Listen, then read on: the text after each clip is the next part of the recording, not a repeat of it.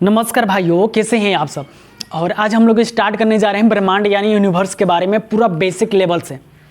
देखिए, ब्रह्मांड के बारे में कहा जाता है कि ब्रह्मांड के बारे में सर्वप्रथम एक वैज्ञानिक थे जिनका नाम था टालमी। टालमी ने एक सिद्धांत दिए थे जिनको बोला जाता है भू केंद्रित सिद्धांत। भू केंद्रित सिद्धांत क्या था?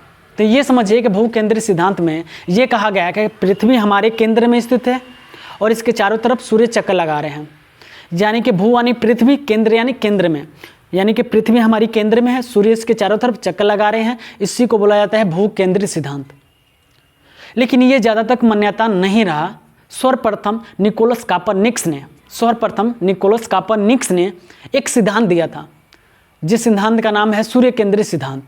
इन्होंने ये बताया था इस सिद्धांत में कि सूर्य केंद्र में है, इसके चारों तरफ पृथ्वी चक्कर लगा रही है। सूर्य स्थिर है केंद्र में और इसके चारों तरफ पृथ्वी चक्कर लगा रही है। इसको बोलते हैं सूर्य केंद्रित सिद्धांत।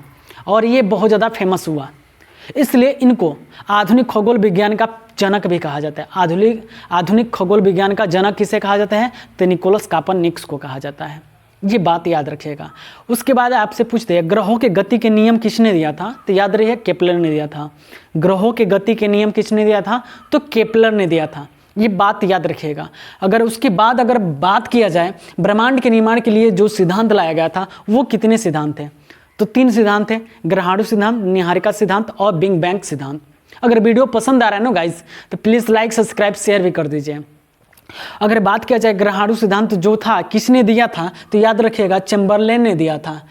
निहारिका सिद्धांत किसने दिया था? तो लाप्लास ने दिया था। और बिग बैंग सिद्धांत किसने दिया था? लेमेंटिया ने दिया था। याद रखिएगा, तीनों नाम पूछा जाता है, अब बहुत ही महत्वपूर्ण है तीनों नाम, याद रखिएगा। उसके बाद ये ग्रहाणु सिद्धांत किस पे आधारित था? द्वैतवाद पर आधारित था।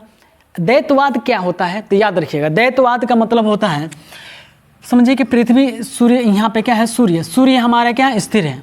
एक दूसरा तारा यहाँ पे आ गया और ये क्या, इसको खींचने लगा तो ये टूट गया, टूट के बहुत सारे ग्रह में परिवर्तित हो गया। इसी को बोलते हैं द्वैतवाद।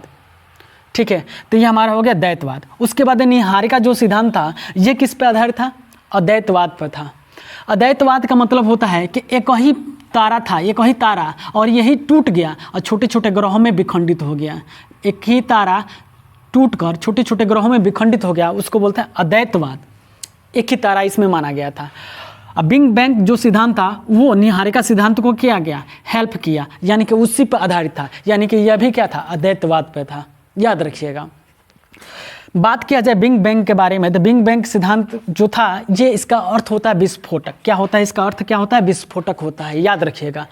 उसके बाद आपके बारे में अगर तारा के बारे में बात किया जाए तो याद रखिएगा, पृथ्वी के सबसे निकटतम जो तारा है वो सूर्य है।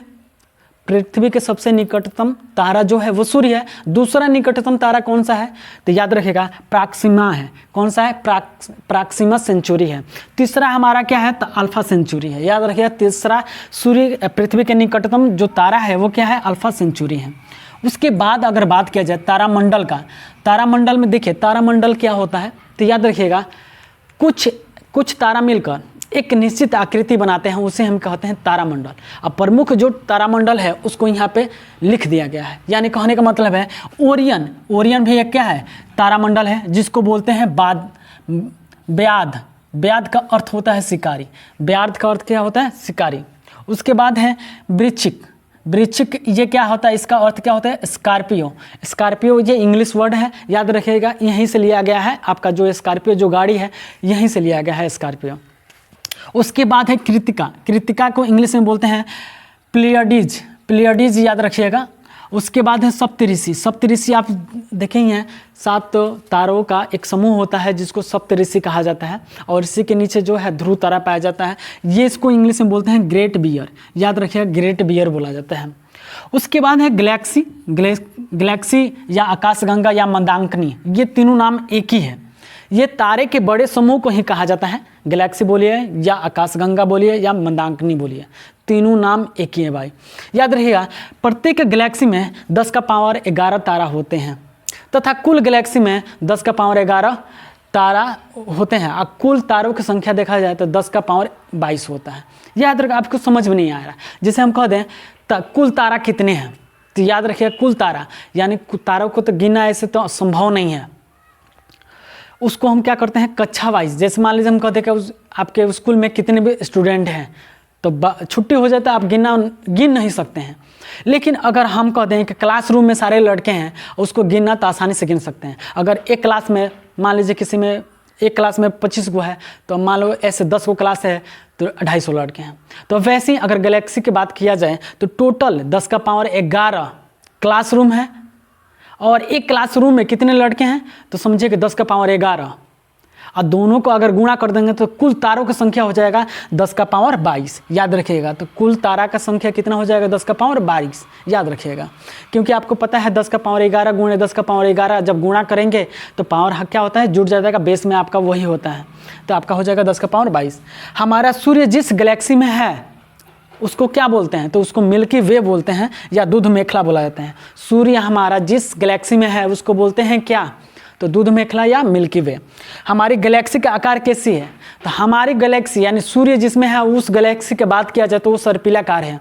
अगर सिर्फ बोले गैलेक्सी का आकार कैसी है तो अनिश्चित है भाई। याद रखिएगा, वो किसी भी आकृति का हो सकती है, लेकिन जहाँ पे वर्ड हमारी गैलेक्सी लगा दें समझिए कि सर्पिलाकार है, यानी हमारे सूर्य के बारे में कह रहा है। याद रखिएगा, अगर वीडियो पसंद आ रहा है तो please guys like subscribe share भी कीजिएगा। अगर नेक्स्ट वीडियो चाहते हैं इस पर तो आप कमेंट बॉक्स में कमेंट जरूर करें। स्क्रीनशॉट लेना है तो ले लीजिए। Thanks for watching.